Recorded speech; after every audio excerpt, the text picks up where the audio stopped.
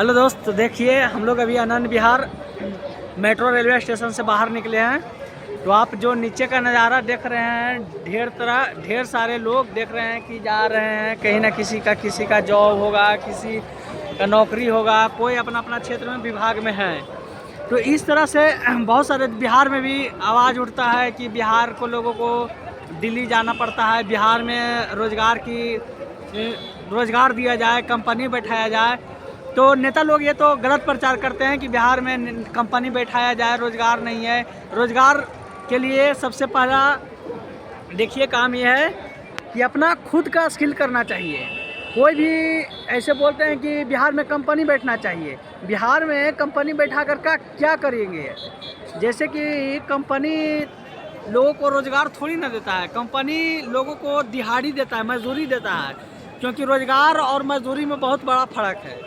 रोज़गार का मतलब हुआ कि जितना कोई व्यक्ति काम किया उसका प्रॉफिट उस व्यक्ति को होना चाहिए, उसको रोज़गार कहते हैं। ये सारे और कर रहे हैं आपका कहना है। और दिहाड़ी किसको कहते हैं? जो मतलब 10 लाख का किसी व्यक्ति का काम किया, उसके बदले में आपको 10,000 रुपया मिल रहा है, उसको दिहाड़ी कहते हैं। तो जितने भी लोग हैं वो दिहाड़ी करते हैं, ना कि रोज़गार करते हैं। ये बिल्कुल गलत फैलाया जाता है कि लोग रोज़गार करते हैं। रोज़गार कभी नहीं करते हैं, सब दिहाड़ी करते हैं। तो जितने भी लोग हैं, अभी अधिकतर लोग तो दिहाड़ी मजदूरी ही करते हैं। तो अगर रोज़गार करना ही है तो अपना खुद का स्किल और स्वदेशी स्किल अपनाना चाहिए। जैसे गांव में कुछ भी करे, कुछ भी चीज़ का निर्माण करे, अपना गांव का सामान खरीदिए, स्वदेशी सामान खरीदिए, ताकि उस व्यक्ति को रोज़गार मिल सके। ये जो अभी व्यक्ति देख रहे हैं, ये तो रोज़गार बिल्कुल नहीं कर रहे हैं। ये भ्रम निकाल लीजिए कि ये लोग रोज़गार कर रहे हैं, क्योंकि ये सब दिहाड़ी मजदूरी कर रहे हैं। रोज़गार और दिहाड़ी मजदूरी में आपको फ़र्क बता ही दिए। रोज़गार का मतलब सबसे ज़्यादा वैक्सीनेशन इन्हीं लोगों ने करवाया, क्योंकि इन लोगों के पास मजबूरी थी कि ना ही इन लोगों के पास स्किल है अपना। तो देखिए यही आवाज़, देखिए आवाज़ ठीक ढंग से अगर नहीं उठाइएगा, अगर नहीं समझिएगा, नेता लोग आप लोगों को बरगलाते रहता है कि हमको वोट दो, हम विकास करेंगे। विकास किसको कहते हैं? किसी को मालूम है कि विकास? किसी नेता आके खुल के बताए तो कि विकास किसको कहते हैं? किसी भी नेता को मालूम नहीं है कि विकास किसे कहते हैं। अगर है मालूम तो बताए कि किसको आप विकास कहते हैं, फिर हम बताएंगे आपको कि विकास किसे कहते हैं। तो विकास ये सब नहीं बताया जाता है कि असल रूप में विकास क्या चीज़ होता है। ये तो बहुत लंबा टॉपिक है, जब इसमें बात हम करेंगे ना तो 2.5 घंटा लग जाएगा इस टॉपिक पे बात करने के लिए। तो देखिए अभी तत्काल समय में यही है कि अगर रुपया के ऊपर लोगों को समझना चाहिए। जिस तरह से मजदूरी भी कर रहे हैं, दिहाड़ी मजदूरी भी कर रहे हैं ना, तो आपको रुपया के बारे में समझना पड़ेगा। क्योंकि वो जो दिहाड़ी मजदूरी भी कर रहे हैं, वो रुपया फट से कोई कंपनी खींच लेता है। क्योंकि सारा चीज़, चाहे मोटरसाइकिल से उठाकर किसी भी विभाग में, किसी भी क्षेत्र का, आप कोई भी दुकान का, किराना का, कुछ भी उठा लीजिए, सबका जो केंद्र है, जो 3, 4, 10 व्यक्ति, 13 व्यक्ति है, उसी के पास सारा कंट्रोल है। तो वही से सारा कंट्रोल, महंगाई कोई चीज़ नहीं होती है, वही से महंगा करता है। आपको जो कमाया था ना दिहाड़ी मजदूर के रूप में, उसी को खींचने के लिए महंगाई कर देता है। तो आपको नकली रुपया दे करके पहला नंबर तो पूरा देश के जनता के साथ ठगी भी किया जा रहा है। और वो रुपया के बारे में आप लोगों को समझना चाहिए। जिस दिन आप रुपया के बारे में समझ गए ना, समझिए कि आप अमीर हो गए हैं, आप आज़ाद हो गए हैं, आपको यहाँ आना नहीं पड़ेगा, आप खुद घर पे रोज़गार करेंगे। तो आप लोगों से यही निवेदन है कि आप लोग रुपया के बारे में पहले समझिए कि रुपया क्या है, रुपया किस तरह से चल रहा है, रुपया के बारे में समझना क्यों ज़रूरी है। ये सारा चीज़ जब आप समझिएगा तो आप बहुत अच्छा से समझ पाइएगा कि आखिर में ये मामला क्या है। मामला तो बहुत लंबा है। जो कोविड के दौरान में भी लाया गया था, ये प्रोपेगेंडा के तहत लाया गया था। ये जो आज भी बोलते हैं, खुलकर भी बोलते हैं, ये सारा प्रूफ भी रखे हुए हैं। ऐसी नहीं बात करते हैं, हवाई बात नहीं करते हैं, सारा चीज़ का प्रूफ के साथ बात करते हैं। क्योंकि हम लोग सत्य के मार्ग पर चलने वाले हैं। झूठ बोलकर आप कितना दिन चलेंगे?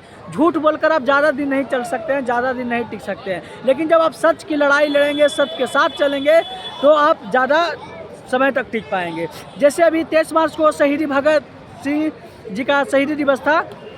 उस दिन भी पुलिस के लोग बहुत मनाते हैं कि हम भी भगत सिंह का श्रद्धांजलि देते हैं। लेकिन अक्षर रूप में देखा जाए तो आज भी लिखित रूप से, किताब में, कोर्ट में, आज भी भगत सिंह, सुभाष चंद्र बोस जी, ये सब आतंकवादी है। आज भी ढेर लोग कहते हैं कि हमारा देश, हमारा कानून है, हमारा देश का कानून है। मैं खुलकर बोलता हूँ, कि ये कानून हमारा नहीं है, ये कानून हमारे देश का नहीं है। इसका सबसे बड़ा सबूत ये है कि अगर हमारे देश का कानून रहता है तो वो हमारे हिसाब से बनता, और हमारे जब हिसाब से वो कानून बनता तो जो अंग्रेज़ों से लड़ने के लिए, जो अंग्रेज़ों से या दुश्मनों से लड़ते हैं उसको लिए शहीद का दर्जा दिया जाता। लेकिन वो कानून हमारे देश का नहीं है, वो हमारे देश के हिसाब से नहीं बनाया गया है। इसीलिए आज भी सुभाष चंद्र बोस, भगत सिंह, ये सब आतंकवादी है कानूनी रूप से।